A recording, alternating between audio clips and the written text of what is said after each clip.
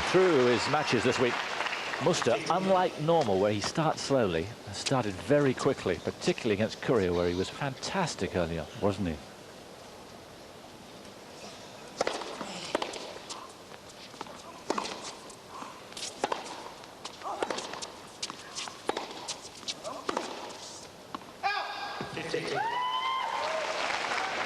Through last year and the year before, when he had wondrous times, his play in the first few games was like a boxer who's just warming up.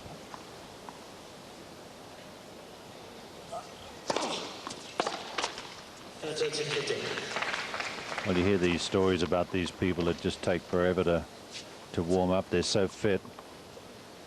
And he's probably one of them, but he certainly has changed his attitude here in Melbourne.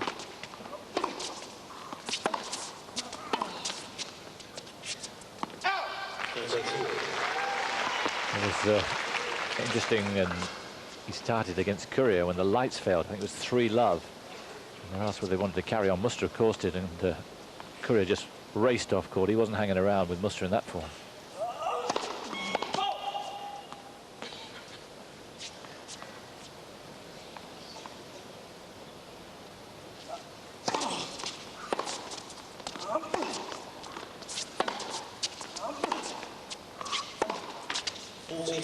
Yes, Courier got off the court so fast that time that he almost forgot to take his equipment with him. he just wanted a break.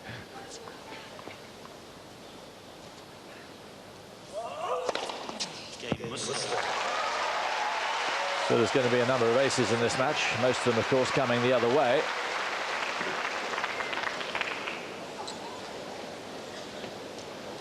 Ivanisevic, of course, another factor which I feel might be against him is he had a torrid time in his fourth round match against Christian Ruud in the burning heat a couple of days ago. He came through it, and the way he shook his fist at the end of it, it was a formidable win for him. He was nearly all up. Christian Ruud certainly was. Came from 2-1 down to win it 6-3 in the fifth. That would have taken some recovering from.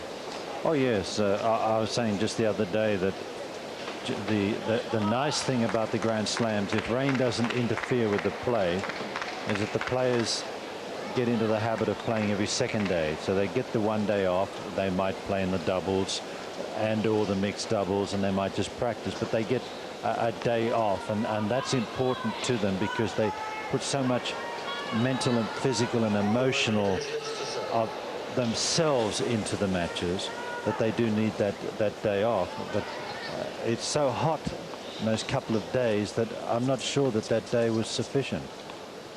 We'll soon know.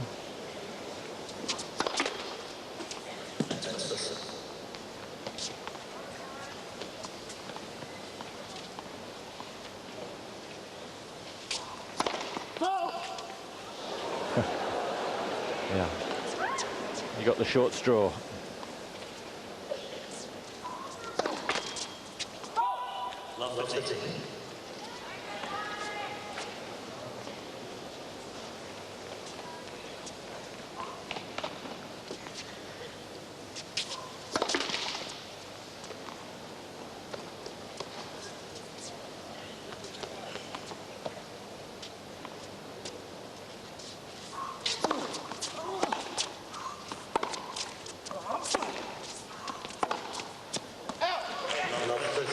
Ivanisevic, when he serves to the first court and he misses his first serve, he can't just put the normal second serve in. He's going to have to put a kick out wide.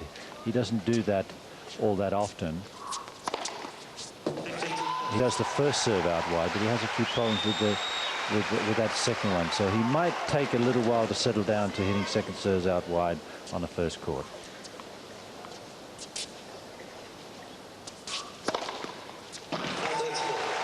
Muster, of course, will be thoroughly prepared for this. I was saying before, there's nothing you can do with a guy serving aces 205.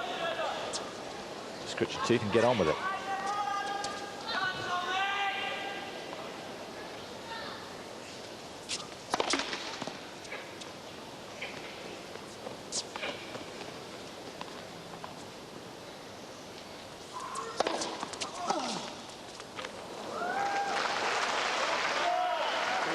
So that time he didn't try to kick it out wide. He just served it rather big and took a chance that Muster wouldn't tee off and hit a winner on the forehand.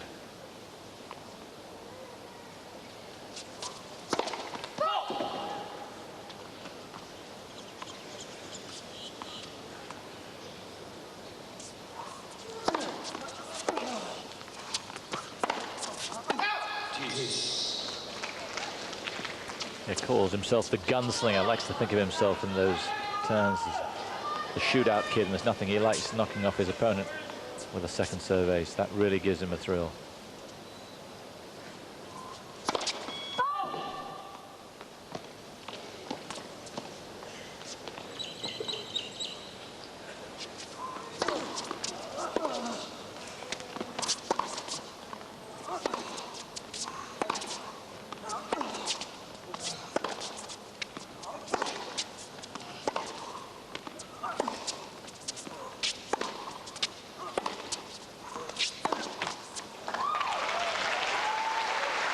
Oh, this tactics really is playing into the hands of Muster.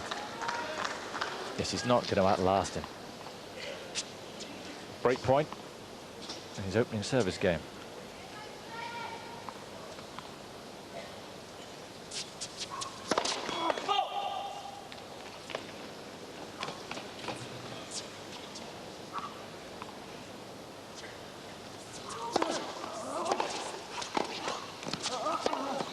Oh, well played.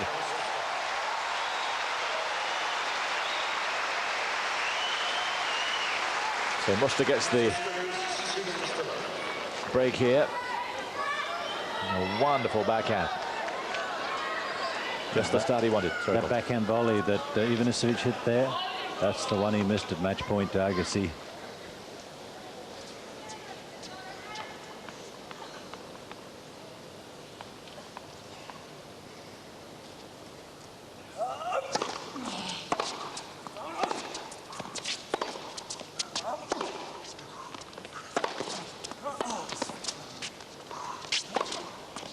Yep.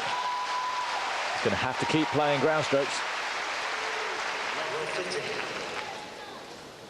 Obviously more difficult to get into the net on Muster's serve, but there he had the chance, but he hit the winner on the approach.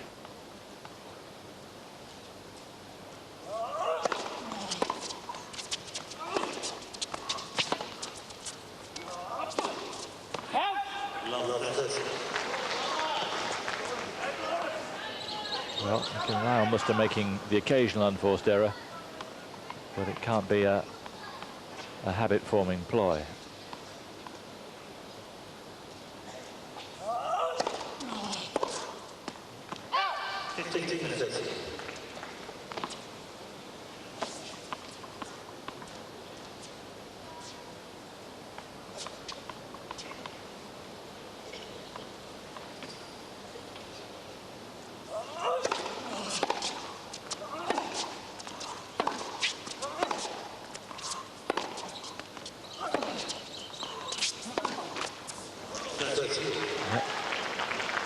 Good footwork, good anticipation, but the execution not there.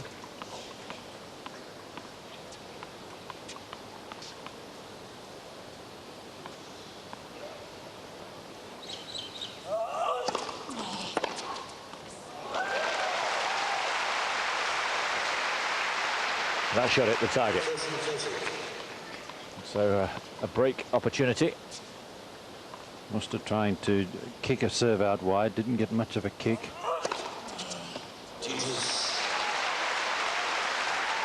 Muster level on aces, 2 each.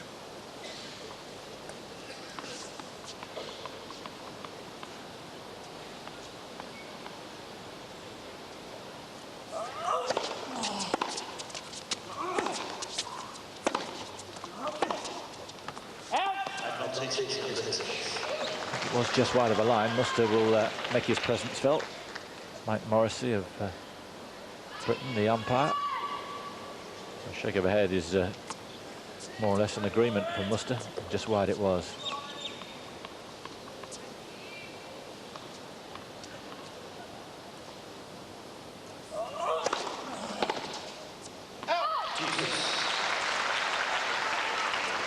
Serving well at break point down. Twice now.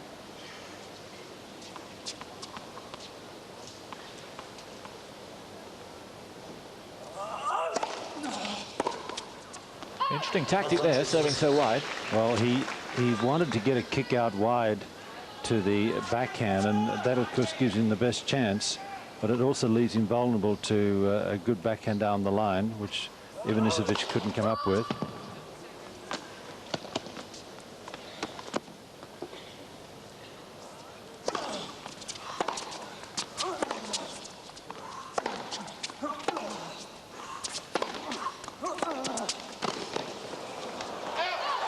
Yep. Well, the gunslinger hasn't got his gun out of his holster yet. And Musta's stolen a march on him. 3-love in the opening set.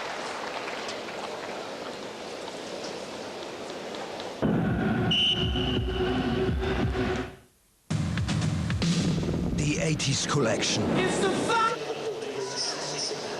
So, spectators still making their way to the side of the court. Just a reminder that the roof is closed, pouring with rain outside, temperature around 20-21 inside. Very nearly got his second serve ace there.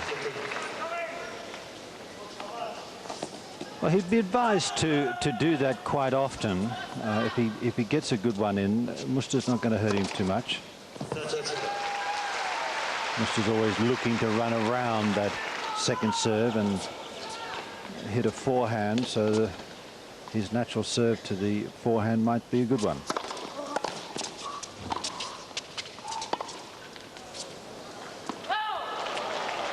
He must have fancied it.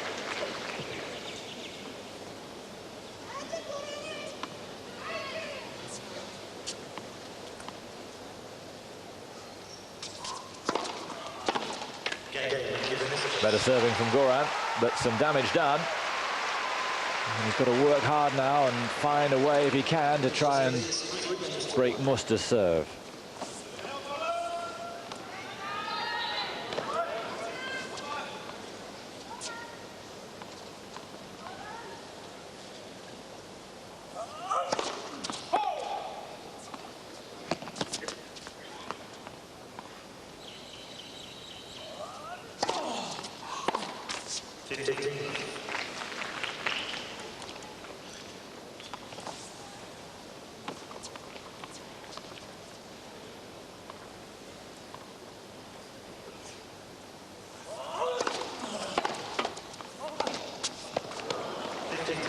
The netball just broke his rhythm a bit. Something certainly happened, because he almost had a fresh air. He missed it so badly.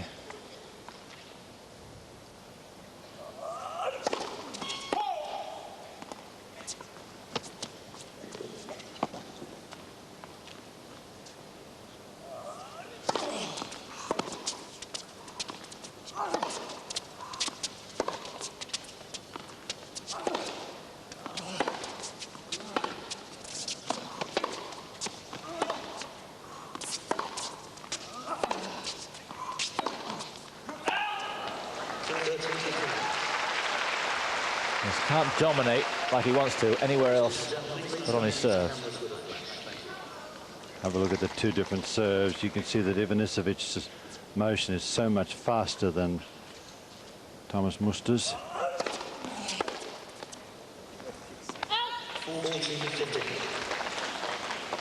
Yet it's not a fast motion like Henri Leconte.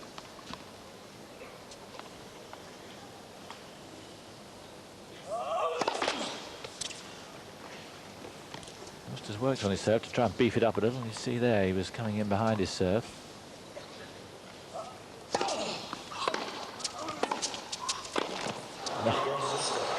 Well, Goran, just the return he wanted. And then he plants an easy volley. Not a good start for him, and Musta's thought this through. Perhaps he thought that Ivanisevic would do a little bit more attacking than he has, and